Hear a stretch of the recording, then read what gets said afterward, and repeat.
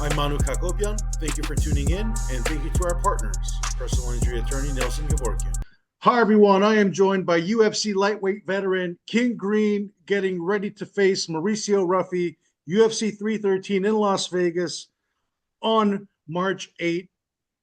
King, this is another opportunity for you to crack a lightweight come up who has a lot of momentum, and that's essentially has been your job throughout the last few years, to give these up and comers the test and to prove whether or not they're the real deal or not, while you still continue to ascend in your career. What do you make of Ruffy? Do you think he deserves this opportunity against you after only just a few fights in the UFC?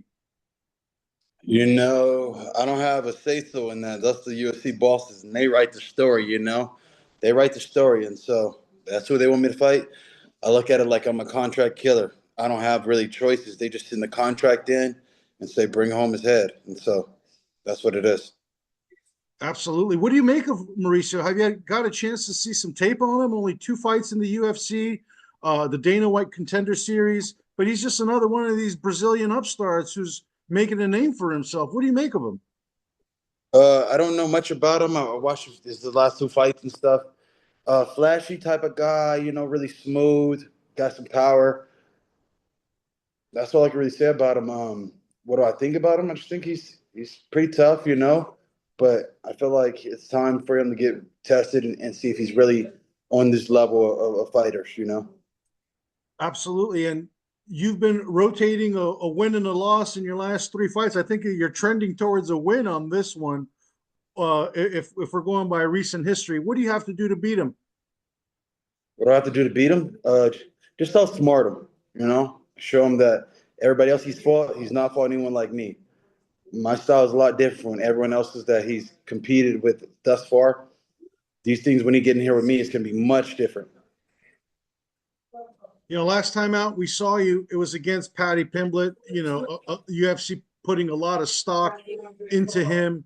That one ended in the first round. What was the biggest takeaway in that fight for you? The biggest takeaway in that fight was being more patient. I think I wanted to punch Paddy so bad that I just kind of like lost myself a little bit, but I really just slipped, and the slip just cost me everything. And it's the learn lesson. Just like sometimes you can have the shittiest fight of your life, and that happened that time. Absolutely. So it was more of what you weren't able to do rather than what Paddy did. I don't know. I don't know what to say. To be honest, I just fucking slipped and I was forced into a shot, and then from there it just got kind of bad. I wouldn't say it's him or me. I think he's capitalized on the mistake, and that's what it was. I mean, you've been in there with everyone from Islam Makhachev, Rafael Fiziev, Ali Quinta, Tony Ferguson, Jim Miller. The list goes on and on. Do you think someone like Paddy could have a championship title run? He's about to face Michael Chandler. What do you make of that matchup? Styles make fights. Paddy, one thing I learned about him is he's more scrappier than you think. He's scrappy, and I don't think he'll beat Michael Chandler, but who knows? Who knows? I doubt it, but who knows? Anything's possible. Where do you see yourself in the lightweight picture moving forward? At the age of 38, you're outside of the top 15 rankings. Is this your last? Are you looking to just make one last run at it right now? I'm just going where God takes me, brother. Just going where God takes me. I just do my work.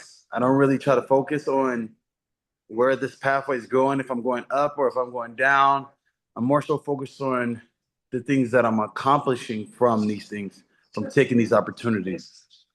Trying to find myself to a financial freedom where me and my family doesn't have to worry. And so those are my worries. And with the lightweight picture, let's kind of break it down really quickly.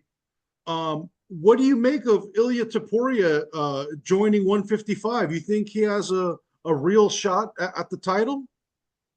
Yeah. I think he's a real threat, I think he's a real threat. I'll give him what he's done to the 45ers.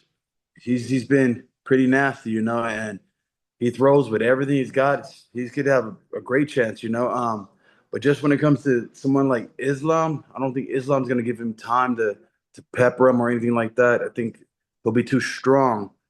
Islam will be too strong for him. But besides that, I think he could deal with everyone else in the division.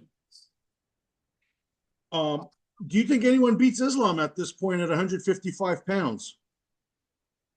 We saw Tsarukyan miss out on his opportunity.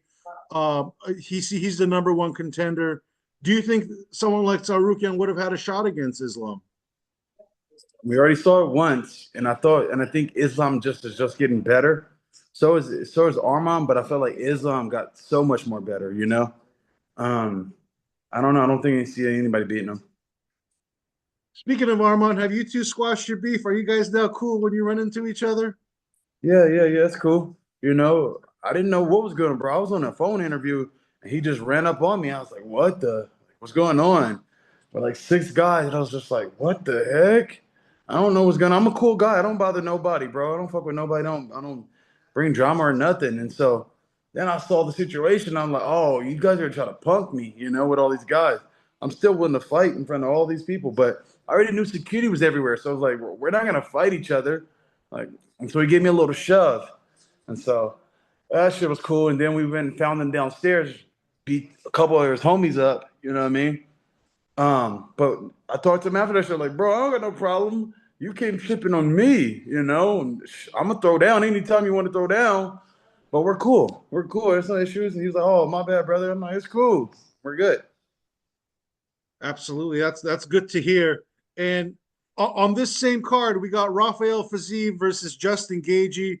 You spent 15 minutes in the ring, in the cage with Rafael Fiziev in 2021. Didn't go your way. It was a unanimous decision loss. But what do you make of Fiziev Gaethje? Um, Gaethje already figured out his timing. They've already fought once. Gaethje's figured them out already, And once you got a guy's number, you got it. Like, it took me a little time to figure him out, but once I figured him out, I was beating him up too. They said unanimous. I was kind of shocked by that. A lot of people tell me how they felt I won, but it's like, again, it's just part of this story. It's just part of the story. Tell us about your story. What is going to be the exclamation mark on Saturday night against Mauricio Ruffy? What are you predicting? How's this fight going to end? Um, I'm predicting that the true skills will always come on top. My skills will outshine, my heart will outshine, and I'll be victorious.